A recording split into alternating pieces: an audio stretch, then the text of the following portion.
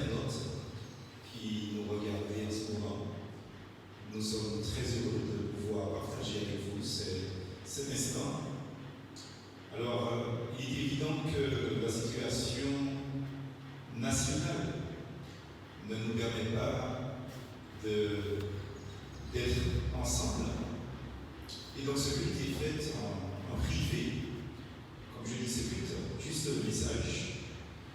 Et je voudrais saluer toute la communauté évangélique baptiste d'Ajoupa-Bouillon, nos frères et nos sœurs, je sais, qui auraient souhaité être des nôtres ce matin, mais qui ne peuvent pas y être, parce que il y a des mesures sanitaires qui ont été décrétées, donc tout le monde est resté à la maison et je suis seul avec mes deux caméramans qui enregistrent le message pour vous, donc vous ne les voyez pas, mais elles sont là. Nous saluons aussi tous les frères et sœurs qui se trouvent dans le territoire français. J'ai une pensée particulière à deux collègues qui sont décédés, non pas du coronavirus, mais qui sont décédés, qui ont servi le Seigneur en même temps. Donc une pensée pour leur famille.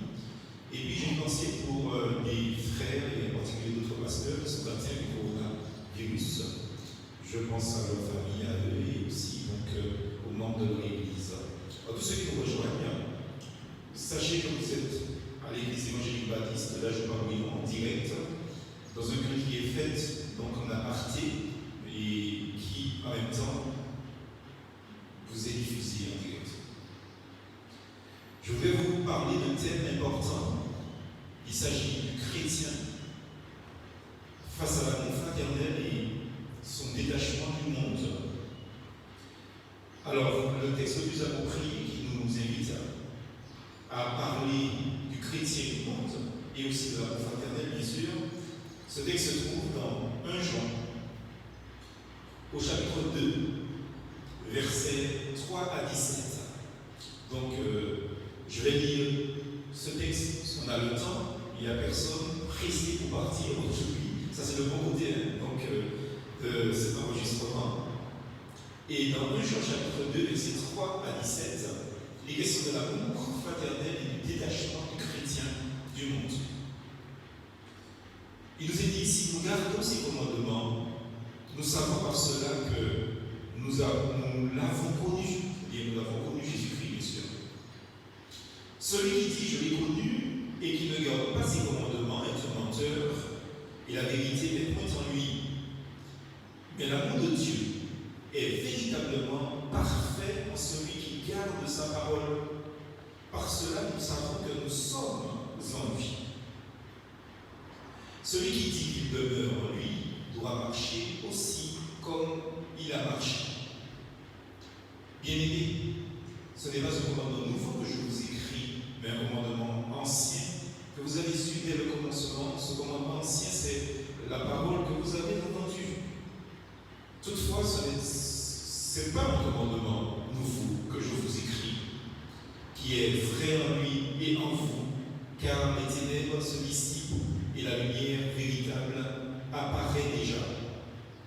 Celui qui prétend être dans la lumière et qui est son frère est encore dans les ténèbres. Celui qui aime son frère demeure dans la lumière et aucune occasion de chute n'est en lui. Mais celui qui est son frère est dans les ténèbres. Il marche dans les ténèbres et il ne sait où il va parce que les ténèbres ont aveuglé ses yeux. Je vous écris, petits enfants, parce que vos péchés vous sont pardonnés à cause de son nom. Je vous écris, Père, parce que vous avez connu celui qui est dès le commencement. Je vous écris, jeunes gens, parce que vous avez vécu le malin. Je vous ai écrit, petits enfants, parce que vous avez connu le Père. Je vous ai écrit, Père, parce que vous avez connu celui qui est dès le commencement. Je vous ai écrit, jeunes gens, parce que vous êtes forts et que la parole de Dieu demeure en vous et vous avez vaincu le mal. N'aimez point le monde, ni les choses qui sont dans le monde. Si quelqu'un aime le monde, l'amour du Père n'est point en lui. Car tout ce qui est né dans le monde, la convoitise de la chair, la convoitise des yeux et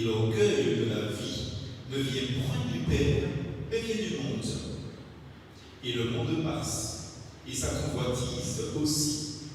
Mais celui qui fait la volonté de Dieu demeure éternellement. Amen.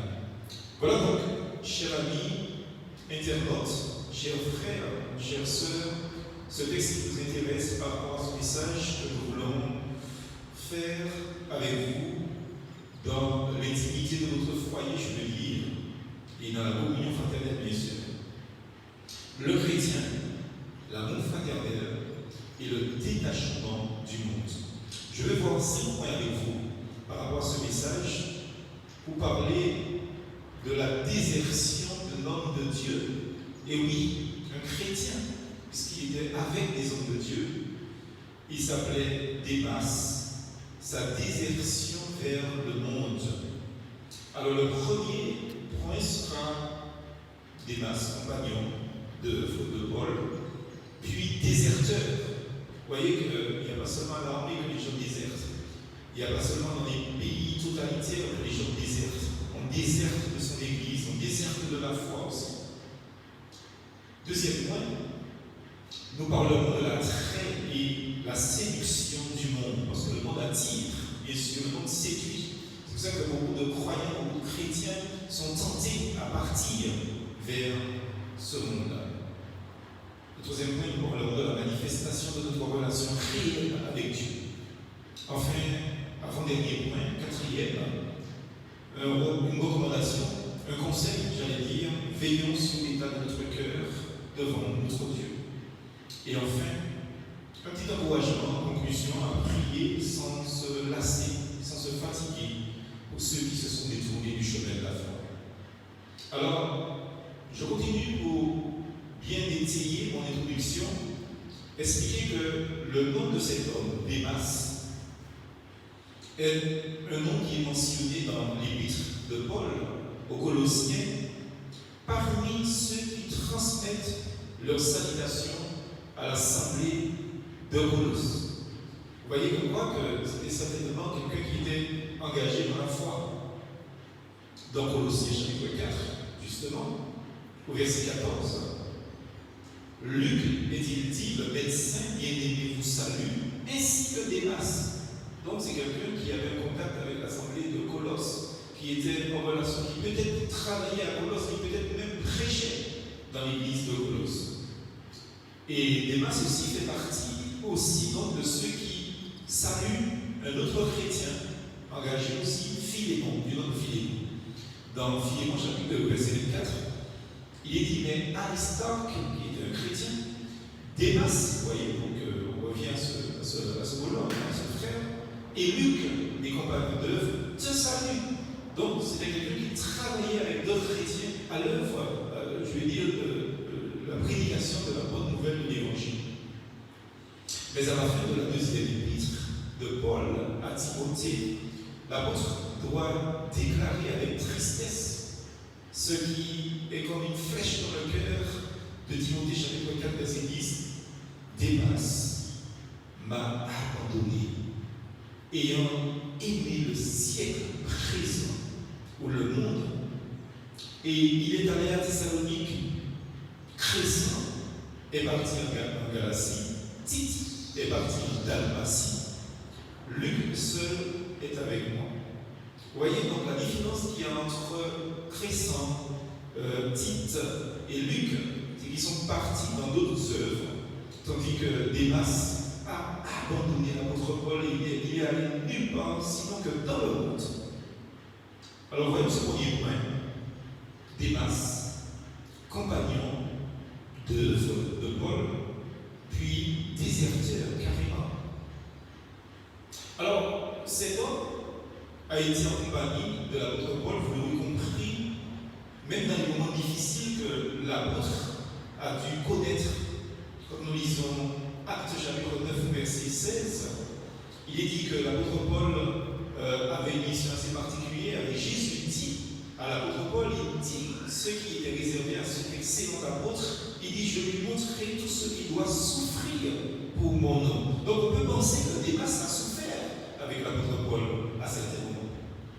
D'ailleurs, Paul qui était prisonnier des Romains pendant plusieurs années et cependant il était assiégé, dit-il, tous les jours par des soucis, par des sollicitudes, par des inquiétudes pour toutes les assemblées chrétiennes, pour les assemblées évangéliques. Dans 2 Corinthiens 11, verset 28, eh bien, certainement ces soucis, ces peines, ces tracas, ces réflexions donc, de l'apôtre, comme l'apôtre Paul l'écrit pendant sa captivité, concernant les Éphésiens, concernant les Thessaloniciens, et encore plus les Corinthiens, dépassent à Dieu, partagent ces réflexions, ces souffrances, ces tracas avec l'apôtre Paul. Aux frères Philémon, son bien-aimé et compagnon d'œuvre, et à l'assemblée qui se réunit aussi chez Philémon, aussi à Colossiens, etc., certainement Démas était aussi préoccupé du bon fonctionnement de l'œuvre de Jésus-Christ dans ces assemblées-là aussi. Or, justement, à la fin de cette lettre à l'assemblée de Colosse, Luc, que l'apôtre Paul appelle le médecin bien-aimé, Luc leur envoie donc ses salutations. Et l'apôtre transmet également les salutations de Démas, sa façon concise donc, de s'exprimer montre peut-être moins de liberté à l'égard de ce dernier, alors que l'on pouvait, semble-t-il, espérer chez lui une croissance spirituelle à la gloire de Dieu en compagnie de tel homme de la foi, qu'on croit qu'on peut être à côté d'excellents serviteurs de Dieu, on peut être à côté d'excellents chrétiens, des chrétiennes, des personnes très engagées dans la foi et ne pas progresser dans la foi. C'est terrible ce que la parole de Dieu nous enseigne là. Ça veut dire qu'il ne nous suffit pas d'être à la proximité de ces héros, de ces grands hommes, de ces femmes excellentes de foi, mais il nous faut les imiter. Il nous faut les imiter. Environ 5 ans plus tard, Paul a devant lui la perspective d'un martyr de plus en plus menaçant, et il va écrire à son enfant bien-aimé qui s'appelait Timothée dans la foi, en le priant instamment de venir le rendre visite avant l'hiver, de venir le voir. Vous voyez donc quoi que les chrétiens ne sont pas épargnés par les aléas de la vie, par la maladie, et encore moins donc par les persécutions. Et il est évident que ce qui se passe en ce moment dans le monde entier, cette histoire de maladie, coronavirus, etc., il ne nous faut pas penser que nous sommes couverts par le sang de Jésus-Christ et que rien ne nous arrivera. D'ailleurs, on a constaté que les premières personnes qui ont été frappées, ce sont très souvent donc, des chrétiens, en l'occurrence des pasteurs, parce qu'ils ont contact avec tout le monde en fait.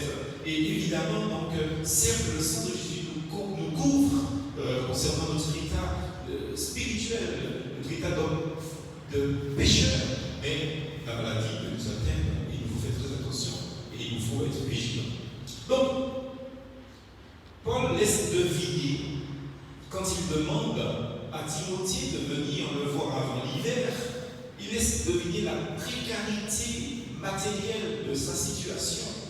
Et en le priant de lui apporter son manteau, à cette occasion, dans le verset 13, parce qu'on a lu donc, dans le verset 21, dans le verset 13, Paul dit à Timothée de lui apporter son manteau. Ça signifie certainement que l'apôtre Paul avait froid, qu'il avait très froid. Donc nous sommes exposés aux conditions climatiques, nous sommes exposés aux situations ambiantes dans ce monde.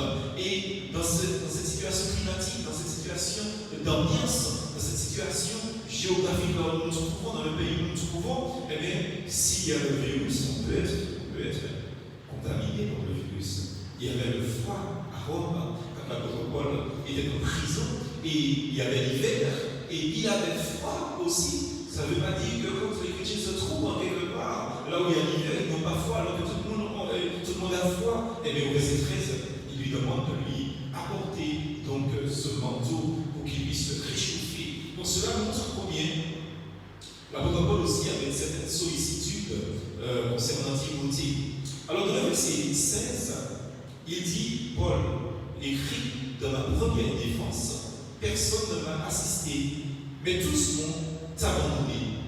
Que cela ne leur soit point inutile. L'apôtre Paul était d'une grande sollicitude. C'est-à-dire, il voyait, il savait, il comprenait qu'il y avait des personnes qui n'avaient pas de son sens, mais il les aimait quand même. Tels sont les serviteurs de Dieu qui sont vraiment, vraiment proches du Seigneur. Même s'ils constatent qu'il y a des personnes qui ne le sont pas, qui ne leur sont pas solidaires, mais ils les aiment quand même parce qu'ils sont des serviteurs de Dieu. Vous savez, la plupart des compagnons d'œuvre de l'apôtre Paul, eh bien, se sont dispersés. Et Paul affirme que Luc seul est resté près de lui dans le verset 11. Et il sera encore présent durant les derniers jours de l'apôtre sur la terre.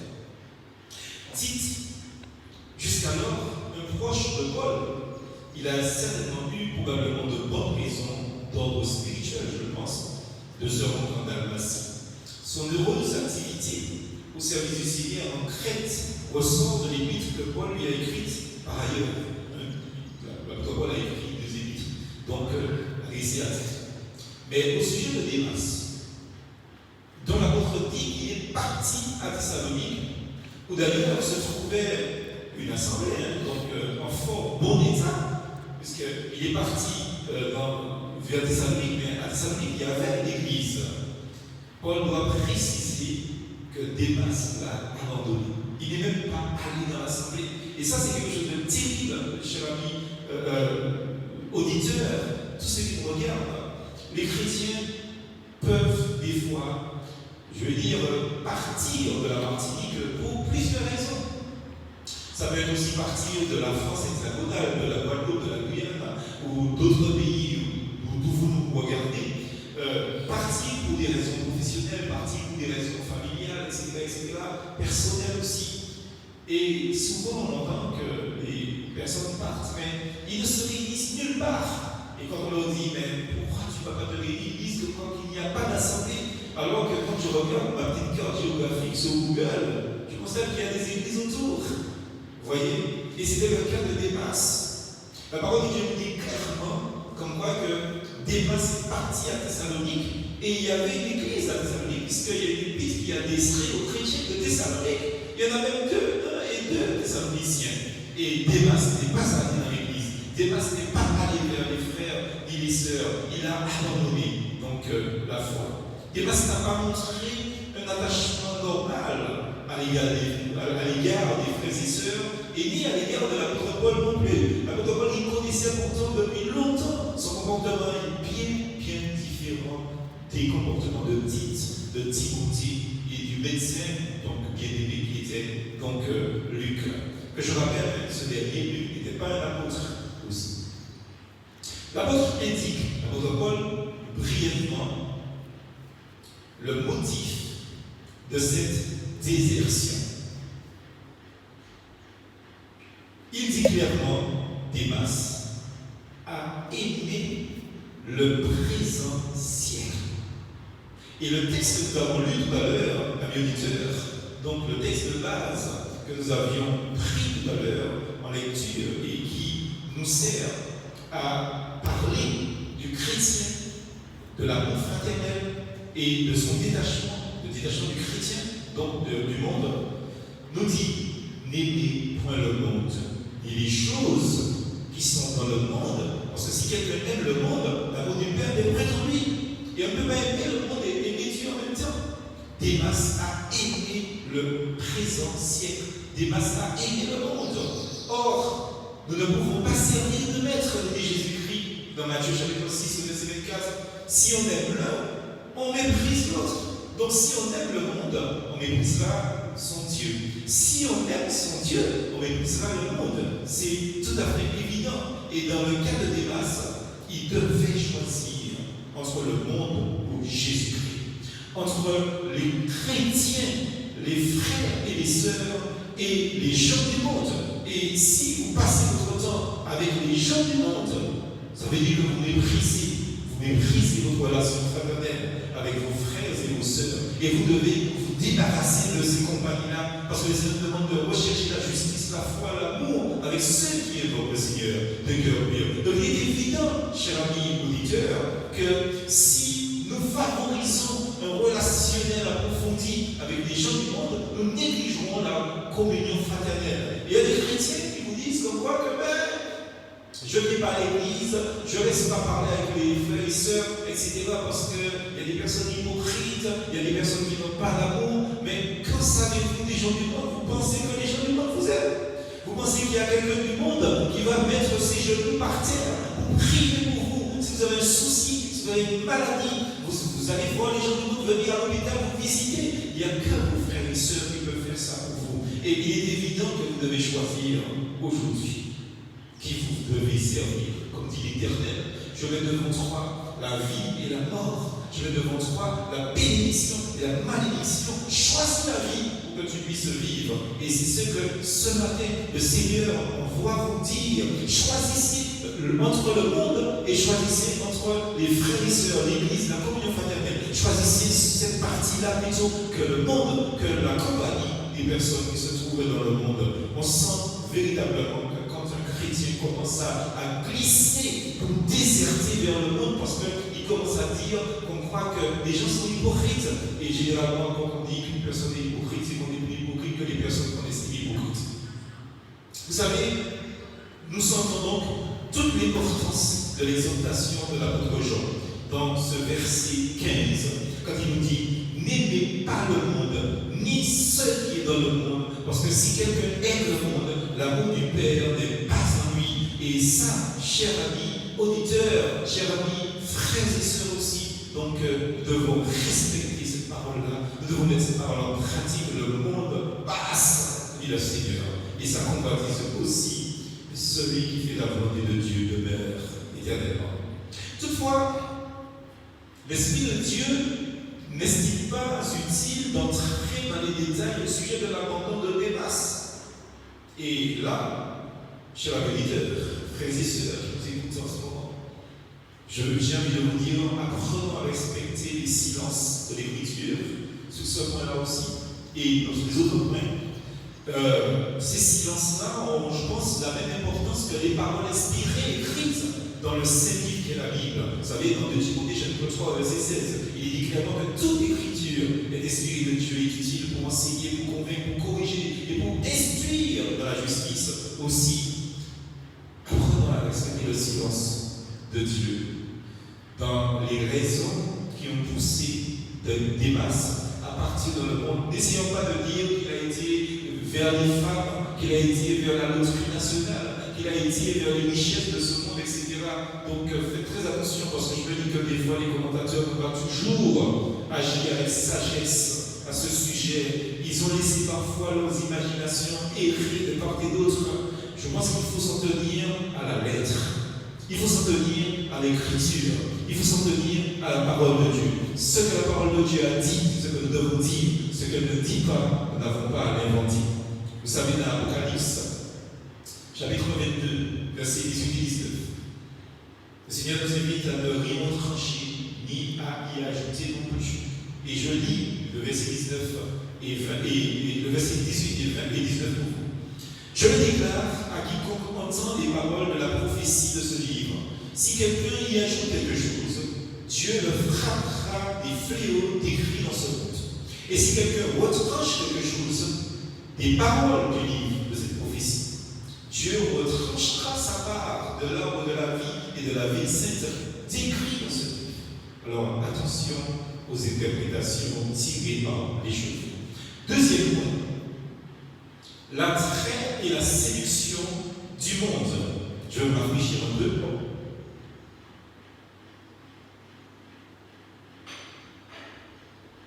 L'attrait et la séduction du monde. Vous savez que dans ce monde corrompu, parce qu'il faut le dire, le monde est corrompu. La preuve, infectée, d'ailleurs, si vous comprenez parce que ça veut dire corrompu, infecté par un virus en ce moment, ça nous donne une idée de la corruption du monde en tout cas.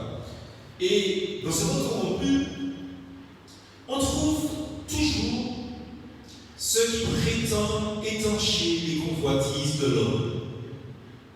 À 3 reprises, dans Jean chapitre 12, au verset 31, dans Jean chapitre 16, au verset 11, et dans Éphésiens chapitre 2, verset 2, la Bible présente Satan comme le prince de ce monde.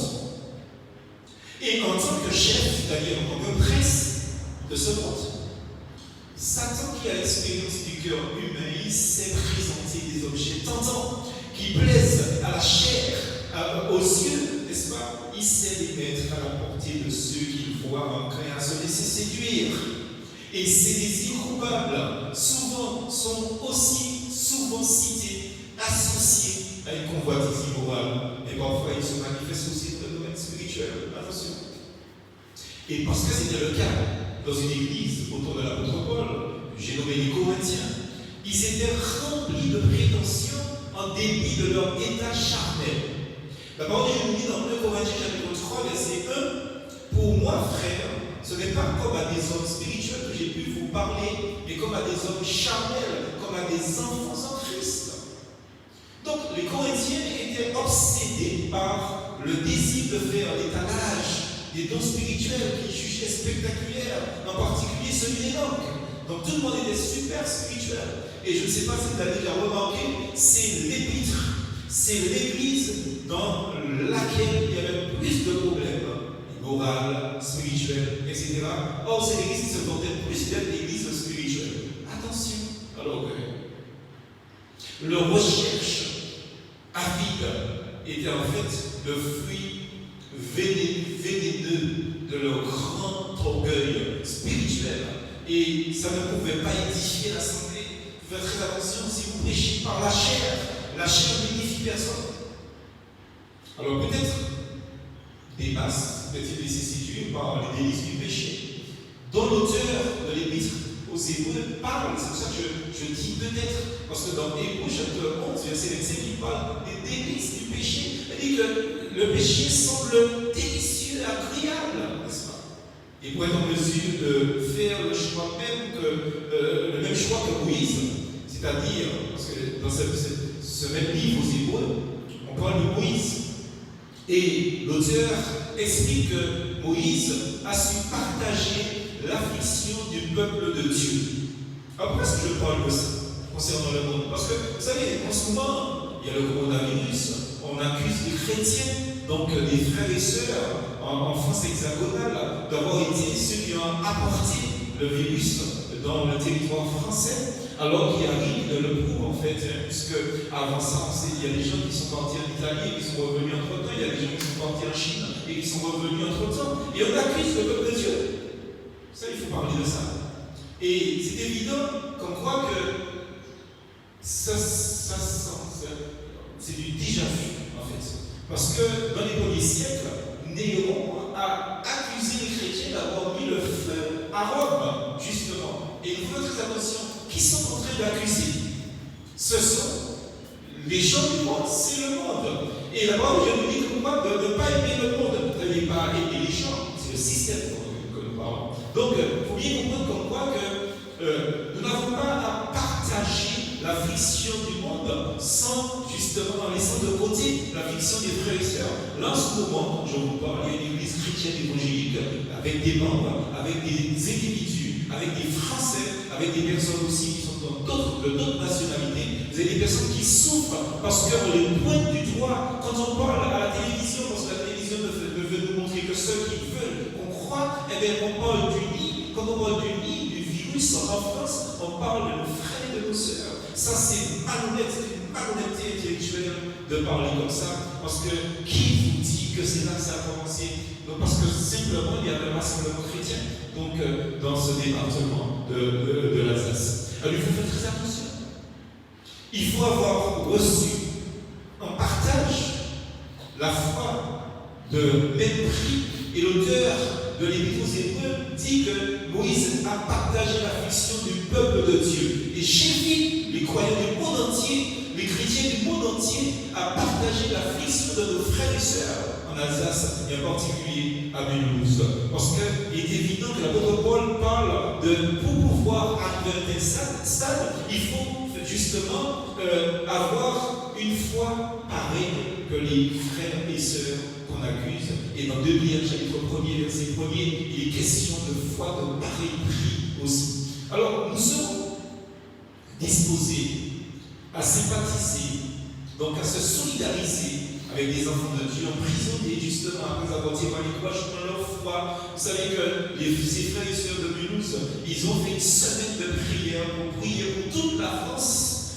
Vous vous rendez compte? Pour prier pour toute la France avant que justement l'épidémie arrive en France. Et c'est eux qui ont été frappés. Est-ce que c'est une malédiction? Certainement. Job a été frappé par Satan parce que Dieu le lui a permis. ce n'était pas une malédiction. Alors attention de jeter la matière sur nos frères et nos sœurs dans la foi, parce que les gens du monde veulent nous faire comprendre que c'est ce qui est en train de se passer, devant nous dresser dans ces choses. Et j'ai vu les chrétiens évangéliques de tous bords à prier pour nos frères et sœurs dans le monde, et en particulier ces frères et sœurs qui sont accusés par le monde comme étant le foyer justement du virus, du coronavirus. Attention, dans Hébreux chapitre 10, verset 34, il est dit, en effet, vous avez eu de la compassion pour les prisonniers et vous avez accepté avec joie l'enlèvement de vos biens, sachant que vous avez des biens meilleurs qui durent toujours éternellement. Sachant avoir du discernement spirituel. Paul ne dit pas que Démas a abandonné la foi, qu'il a renié Christ, certes, mais Démas avait-il peur? Comme peut-être souvent des tas de chrétiens ont peur. Je me dis que tous les pasteurs devaient faire un message en direct comme ça pour leur église. Avez-vous peur, justement? Démas avait-il peur? Et il faut dire que le réel danger menaçait toute personne qui était soupçonnée par les autorités d'être ami avec ce prisonnier qui était l'apôtre Paul, qui était un prisonnier si peu ordinaire. Ce fidèle chrétien extrait, Paul était très dérangeant pour tous ceux qui ne pensaient qu'à rester tranquilles sur leur lit. Et là, quand je parle de lit, je ne parle pas de lit sur lequel on dort. Je parle du lit, L-I-E. Vous savez, ce qui est rebu, ce qu'il y a de plus vil, de plus mauvais. Donc, ce monde-là, donc ce lit, ce qu'il y a de plus mauvais, c'est de ce que je parle. Et la parole de Dieu parle de cette expression dans deux textes, dans Jérémie chapitre 48, verset 11. Il dit Moab était tranquille depuis sa jeunesse, il reposait sur sa lie. Il n'était pas vidé de vase dans un autre, et il n'allait pas en captivité. Aussi son goût lui est resté et son odeur ne s'est-elle pas changée. Vous voyez, la lie donc de l'horreur, la lie donc de choses mauvaises, le péché sent mauvais. Ça peut être agréable, mais ça sent mauvais. Le monde sent mauvais, parce que c'est ce monde qui nous condamne. Ce monde sent mauvais, parce que c'est ce monde qui nous accuse aussi. Et il y a des gens qui ont peur. Peut-être que Démas avait peur. Dans Acte 26, verset 24, là encore, c'est Festus qui parle à l'apôtre Paul, qu'il estime faux, à lier. Comme il parlait, c'est-à-dire l'apôtre Paul, décide pour sa justification. Festus dit à haute voix, tu es fou, Paul, ton grand savoir te fait déraisonner. Comme il y a des gens qui pensent que l'apôtre Paul, de la Bible, de Paul de Jésus-Christ, nous déraisonnons. Il y a quelqu'un qui m'a dit, comment un homme comme vous, si vous êtes intelligent et chrétien, vous rendez compte de ça? Je le remercie de dire que je suis intelligent, parce que je pense pas que c'est de moi, mais en tout cas, donc, les gens pensent qu'on est rien du tout. Ils pensent qu'on est fou, ils pensent qu'on est déraisonné, l'apôtre Paul déraisonné, disait Festus. Troisième point, la méditation. La manifestation de notre relation réelle avec Dieu. Vous savez, il fallait l'amour fervent d'un homme qui s'appelait Onésiphore pour faire ce long voyage, périlleux même voyage, jusqu'à la lointaine d'Europe, jusqu'en Italie, jusqu'à Rome, en laissant derrière lui pour longtemps toute sa famille. Onésiphore.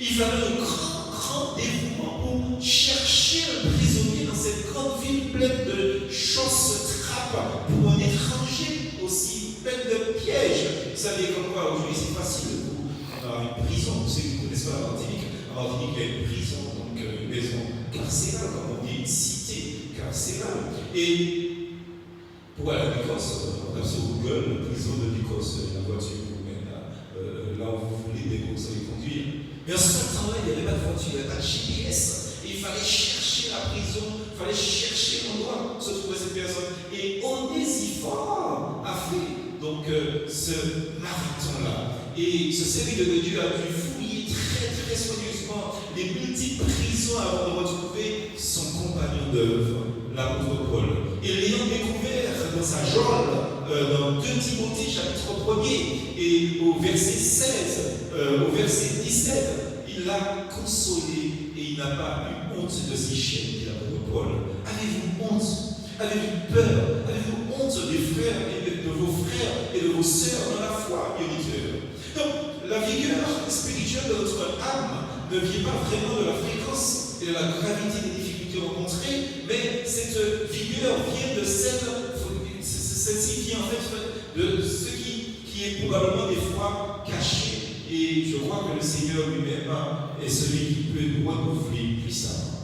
Vous savez, le changement de conduite chez les masses dévoile ce qui se tramait sans doute en lui depuis déjà très longtemps. Il n'hésite pas à quitter son contact précieux qui est l'apôtre Paul. Un enfant de Dieu devrait au contraire rechercher énormément un tel contact.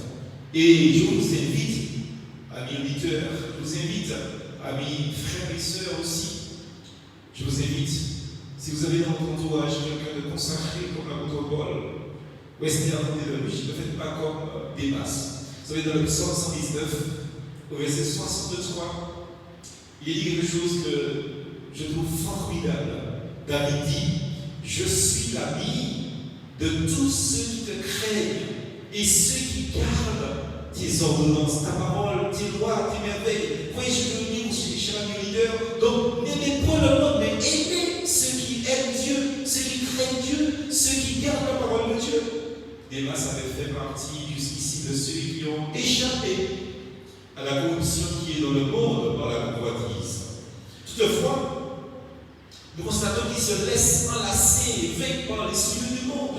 Dans 2 Pierre, chapitre 1er, verset 4, il est dit, celle-ci vous assure de sa part les plus grandes et les plus précieuses promesses, afin que par elles vous deveniez participants de la nature divine en fuyant la corruption donc, qui existe dans le monde par les convoitises ou par la convoitise. Dans le chapitre 2 de 2 Pierre, au verset 20, il est dit en effet, si après s'être retirés des souillures du monde pour la connaissance du Seigneur et du Sauveur Jésus-Christ, ils s'y engagent à nouveau et sont vaincus, leur dernière condition est pire que la première. La première, c'est-à-dire avant qu'ils ne viennent par la conversion, donc au Seigneur. Chaque croyant doit être un témoin pour Jésus-Christ ici-bas. Et chaque croyant doit apporter sa lumière au milieu de ces ténèbres morales si épaisses qu'on les touche avec les mains. C'est ce qui est dit dans Exode, au chapitre 10, au verset 21. Il est dit, l'Éternel dit à Moïse, étends ta main vers le ciel et qu'il y ait des ténèbres sur le pays d'Égypte et qu'on puisse les toucher. Vous voyez, les ténèbres sont épaisses en ce moment, au XXe siècle, sous ce monde-là. Et dans Philippiens chapitre 2, verset 15, il est dit afin que vous soyez irréprochables et purs, des enfants de Dieu irréprochables, au milieu d'une génération perverse et corrompue, parmi laquelle vous brillez comme des flambeaux dans ce monde. Donc le rôle du chrétien, ce n'est pas de suivre le monde, mais d'éclairer le monde. Le chrétien ne doit jamais perdre de vue quant à son activité, et quand son activité aussi lui conduit à briller, qu'il est continuellement en danger dans ce monde, aussi longtemps qu'il doit rester sur cette terre étrangère et hostile à sa foi, hostile à sa personne, hostile à son Dieu, hostile à ses frères et sœurs. Le chrétien est en danger dans ce monde. D'où la prière du Seigneur Jésus-Christ pour chaque chrétien. Jean 17, verset 15 à 18. Je ne te prie pas de les ôter du monde, mais de les préserver du malin. Ils ne sont pas du monde, mais moi, je ne suis pas aussi, comme moi je ne suis pas du monde. Sanctifie-les par ta vérité, ta parole est la vérité. Comme tu m'as envoyé dans le monde, je les ai aussi envoyés dans le monde, dit Jésus-Christ. Voilà la prière de Christ pour nous. En effet, Jean, le disciple que Jésus aimait, comme il se définit, dans sa première épître, au chapitre 2, versets 15 et 17, versets 15 et 16, il dit tout ce qui est dans le monde, la convoitise de la chair, la convoitise des yeux, l'orgueil de la vie ne vient pas du Père. Donc le chrétien, qui est un frère saint, qui est une sœur sainte, eh bien, il devient participant à la peine céleste, comme dit l'auteur de l'Épître aux Hébreux, chapitre 3, verset 1er. Ce chrétien doit manifester les caractères du ciel partout où il se trouve. Les épreuves que l'apôtre et ses compagnons traversaient étaient certes pénibles, mais Démas les a estimées intolérables à supporter, et il a abandonné l'apôtre. Vous en êtes où, amis frères et sœurs? Est-ce que vous êtes sur le point d'abandonner cette lutte que nous sommes en train de mener pour la cause de notre Seigneur, pour la cause de l'Évangile? Êtes-vous sur le point d'abandonner comme des masses? La parole de Dieu avertit chacun d'entre nous. Nous croyons. Dans Proverbe 24, verset 10, il dit: si tu perds courage au jour de la détresse, ta force est mince. C'est le moment de nous encourager les uns les autres, alors que nous n'avons pas la possibilité de nous rencontrer dans la communion fraternelle, de nous manifester notre amour les uns pour les autres. Eh bien, nous devons mettre nos genoux par terre et prier pour nos frères et sœurs dans la foi. C'est important, et c'est là que la confraternité doit se montrer. L'épreuve permise en ce moment par Dieu montre où nous en sommes dans nos relations par lui. Et Jacques dit au chapitre 5, verset 11, bienheureux ceux qui endurent l'épreuve avec patience. Soyez patients, frères et sœurs. Je vais vous encourager à tenir ferme, à garder la foi, à tenir jusqu'à ce que nous pouvons encore à nouveau publiquement nous réunir, à ne pas lâcher prise, à ne pas lâcher la Seigneur, à ne pas abandonner la foi comme des masses. Les mêmes circonstances difficiles sont ressenties par les uns comme une chance des fois pénible, tandis que pour d'autres qui vivent peut-être plus près du Seigneur, eh bien, elles sont plutôt considérées comme une grâce. Parce que c'est une bénédiction de souffrir pour le nom de Jésus-Christ. C'était le cas des Macédoniens au temps de l'apôtre Paul. Dans 2 Corinthiens chapitre 8 au verset 1 à 4, je vous lis juste une petite portion, un petit résumé. Il est dit: ils étaient dans une profonde pauvreté et dans la détresse, mais leur joie en Jésus-Christ abondait. Leur joie abondait. Personne ne nous enlèvera notre joie, parce que notre joie, c'est Jésus-Christ. Notre joie est en Jésus-Christ. La conduite des chrétiens de Macédoine est pour chacun de nous un modèle à suivre. Et si on ouvre les yeux, on découvrira autour de soi de tels exemples de frères, de sœurs, justement, qui sont comme les Macédoniens.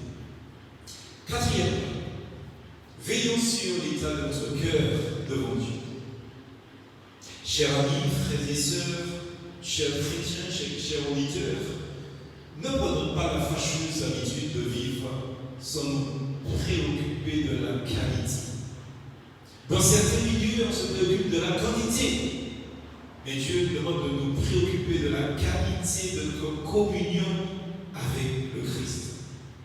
Dans ces conditions, on ne tarde pas à suivre Jésus de loin. Et le danger est très grand de s'engager dans le même chemin descendant que Démas a emprunté. Nous pouvons consacrer une partie de notre temps à des activités sociales, des activités dérivées du christianisme évangélique. Mais ces activités-là, peuvent devenir un obstacle à notre relation intime, de communion avec le Seigneur. Ces choses-là peuvent nous priver des moments où nos silences qui s'oublient, eh bien, ils parlent à notre âme. Ainsi, en ce moment où il y a la politique, où il y a les élections, donc pour élire des maires, ce qui est tout à fait normal, il y a des chrétiens qui s'engagent dans ces choses-là. Mais ils n'ont pas de vie d'église. Ils sont dans des conférences par-ci, ils sont dans des conférences par-là. Et le même jour de la conférence, il y a une prière dans leur église, ils n'y sont pas. Mais ils pensent qu'ils sont des chrétiens authentiques et spirituels. Attention, Démas avait probablement vécu durant plusieurs années en relation avec l'apôtre Paul, mais il a fini par abandonner le cet homme de Dieu. Il avait pu voir chez ce prisonnier de Jésus-Christ, selon Philémon, verset 1er, il avait pu voir les fruits bénis d'une communion habituelle avec le Seigneur. Et vous savez, quand vous fréquentez une personne qui aime Dieu, une personne qui sert Dieu, une personne qui est consacrée à Dieu, eh bien, vous voyez les bénédictions que le Seigneur leur donne véritablement. Or, la conduite ultérieure, la conduite après de Démas, ne montre pas qu'il a eu un attachement de cœur à de si grands trésors. Comme quoi, des fois, on peut être près de grands serviteurs, de grandes servantes de Dieu et ne pas être de cœur. Attention. Une autre question qu'on peut se poser, Démas avait-il eu un moment de désir de s'emparer lui aussi de ses prérogatives excellentes? Vous savez, le beau témoignage journalier de Paul dans Philippiens chapitre 4, verset 9, il dit: ce que vous avez appris, reçu et entendu de moi, et et ce que vous avez vu en moi, pratiquez-le, et le Dieu de paix sera avec vous. Donc, ce beau témoignage journalier de Paul dans Philippiens 4, verset 9, ne l'a pas empêché de se laisser sans doute attirer par les plaisirs trompeurs du monde. Comme il y a des chrétiens, vous savez, il y a des chrétiens qui étaient soi-disant des grands prédicateurs, qui se pensaient même plus prédicateurs que les prédicateurs excellents qui ont existé avant nous, que les grands pasteurs qui ont existé avec nous, ces grands hommes de foi. Ils se pensaient être meilleurs que ci, meilleurs que cela, etc. Et aujourd'hui, ils sont sur une liste électorale. Ils ont glissé vers le monde. Ils ont glissé vers le monde. Vous voyez? Donc, ils pensent que les choses de la cité, les choses du monde sont meilleures que les choses du royaume de Dieu. Alors que le monde passe, sa convoitise passe. Tandis que ceux qui font la volonté de Dieu demeurent éternellement. Chers amis auditeurs, ce que je veux dire, c'est que nous pouvons avoir la connaissance, mais la connaissance ne suffit jamais à nous préserver du péché. La connaissance ne suffit jamais de nous préserver du monde. Seule la jouissance de Christ peut avoir un tel effet béni sur nos âmes. Comme dit l'apôtre Paul dans 1 Corinthiens 8, verset 1, pour ce qui concerne les viandes sacrifiées aux idoles, nous savons que nous avons tous la connaissance. La connaissance enfle, mais l'amour édifie. Si quelqu'un croit savoir quelque chose, il n'a pas encore connu comme il faut connaître. Attention à l'heure. Hélas, dans la vie de Démas, Christ est en train d'occuper toute la place. Et j'aime à dire ça, chers amis auditeurs. J'aime à dire ça. Souvent, j'entends des prédicateurs dire que Jésus-Christ doit avoir la première place, Dieu doit avoir la première place. Nulle part dans la Bible, il dit ça. Ce que je dis, c'est qu'il doit avoir toute la place. Parce que quand la parole de Dieu te dit, ou vous dit, tu aimeras le Seigneur ton Dieu de tout ton cœur, de toute ton âme, de toute ta force, de toutes tes pensées. Il ne s'agit pas de la première place là, il s'agit de toute la place. Et Dieu ne peut pas occuper une place de la mesure qu'il remplit toutes choses à la fois. Alors attention, s'il y a quelqu'un si Dieu a la première place dans votre vie, il y a quelqu'un qui a la deuxième place, il y a quelqu'un qui a la troisième place, il y a quelqu'un qui a la quatrième place, etc. Tu dois avoir toute la place et quand Dieu a toute la place, il n'y a plus de place pour personne d'autre. Il n'y a plus de place pour rien d'autre. Demandons-nous devant Dieu, qui nous connaît à fond. Où nous en sommes à cet égard dans notre vie? Je suis convaincu que le cœur de Démas va avoir été peu à peu envahi par comme dit l'apôtre Paul dans 1 Timothée 6, verset 9, par des désirs insensés, des désirs pernicieux qui plongent les hommes dans la ruine et dans la perdition. Alors peut-être s'agissait-il de l'amour, de l'argent, et qui fait, vous savez, ça fait des ravages dans le cœur même des enfants de Dieu. Hein, faites très attention. La parole de Dieu affirme que celui qui s'y livre s'égare de la foi et il se transperce lui-même beaucoup de douleur, beaucoup le cœur. Alors cinquièmement, en conclusion, je voudrais laisser un encouragement à chacun d'entre nous, et cet encouragement sert à prier sans se lasser pour ceux qui se sont détournés du chemin de la foi. Après la mention de l'abandon, de la désertion de Démas, le verset 11 du chapitre 4 de la deuxième épître à Timothée est là pour nous encourager. En effet, Paul dit, de Timothée 4, verset 11, Luc seul est avec moi. Prends ma marque et amène-le avec toi, car il m'est utile pour le ministère. Il place devant nous quelques-uns des merveilleux effets de la grâce, donc de Dieu, chez un chrétien. Et cette grâce nous ramène au Seigneur après une chute. La parole de Dieu nous dit que 7 fois le juste il tombe mais il se relève. Quel encouragement pour nous, quel encouragement. Il s'agit ici du retour de Jean, surnommé Marc, un neveu de Barnabas. À ne pas confondre avec Barabbas, le brigand. Ce neveu de Barabbas, il s'appelait Jean ou Marc, ou les deux à la fois, Jean-Marc. Eh bien, dans le passé, certainement épouvanté par les grandes difficultés du chemin, la Bible nous dit qu'il avait abandonné Paul dès la Pamphylie. Au début du premier voyage missionnaire de cet apôtre, quand on sait que l'apôtre Paul a fait 3 voyages missionnaires, elle dit dès le début, Jean-Marc est parti dans le monde. Il a abandonné Paul. Dans Acte 15, au verset 38, il est dit que Paul jugea plus convenable de ne pas prendre avec lui celui qu'ils avaient quitté depuis la Pamphylie et qui ne les avait pas accompagnés dans leurs œuvres. C'est-à-dire que dès le départ, il a abandonné.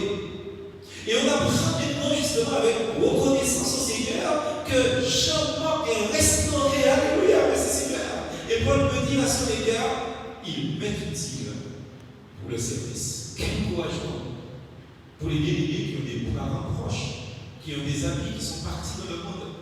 Peut-être aussi même pour des personnes qui nous écoutent, qui nous regardent aussi, et qui sont eux aussi partis dans le monde. Nous voulons vous dire qu'il y a une espérance, pas un espoir, il y a une espérance en Jésus-Christ et que le Seigneur peut vous restaurer.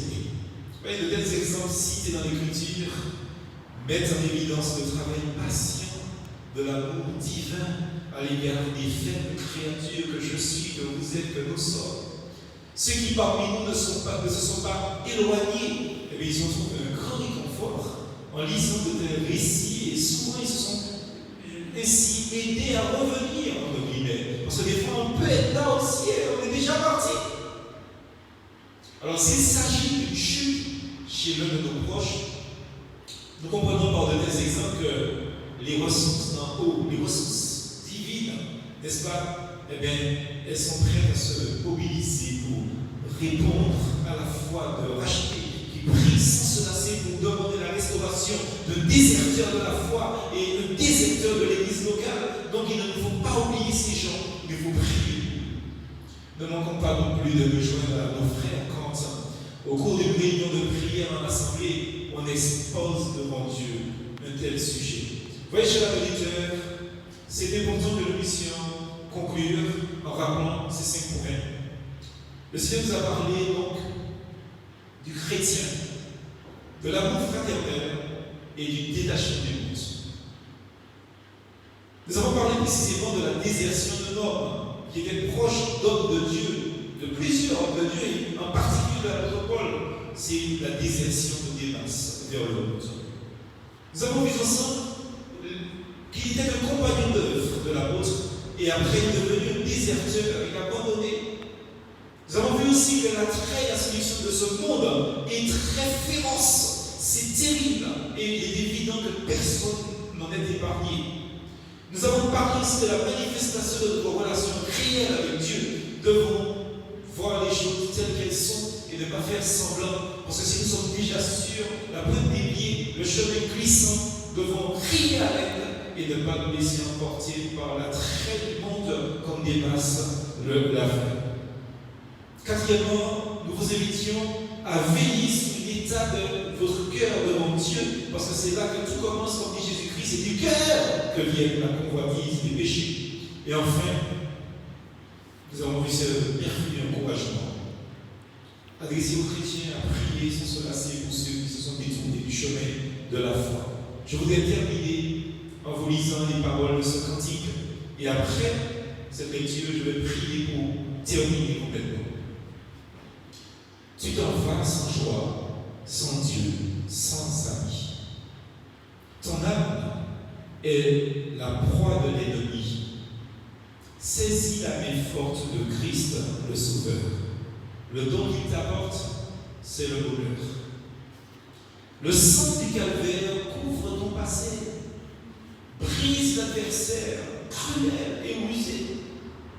À la sainte fête, viens donc aujourd'hui. Là, ta place est prête, tout près de lui. Âme prisonnière, pense à la maison de ton Dieu, ton Père, et crois à son pardon. Amen. Prions ensemble. Là où vous êtes, nous invitons à baisser la tête et à prier avec nous. Père éternel, nous voulons te remercier pour ta parole que nous avons entendue aujourd'hui. Nous te prions pour nous en particulier, pour que tu nous aides à vérifier l'état de notre cœur devant toi. Donne-nous de prier aussi pour ceux qui sont partis et qui ont déserté vers le monde. Non pas les juger, mais avoir de la compassion fraternelle, en pense à eux dans nos prières et en te les présentant, que tu les bénisses. Et nous te prions pour le monde entier, dans cette situation de pandémie, te demandons de protéger les hommes et les femmes, les enfants, et de garder l'humanité entière, et particulièrement, nous prions pour tes enfants, afin que tu les protèges dans cette situation. Que tu permettes que la situation puisse être rétablie le plus vite et au plus vite, et que la vie puisse continuer naturellement dans ce monde. Te bénissons et te prions par Jésus-Christ. Voilà, chers auditeurs, nous vous disons au revoir et que Dieu vous bénisse.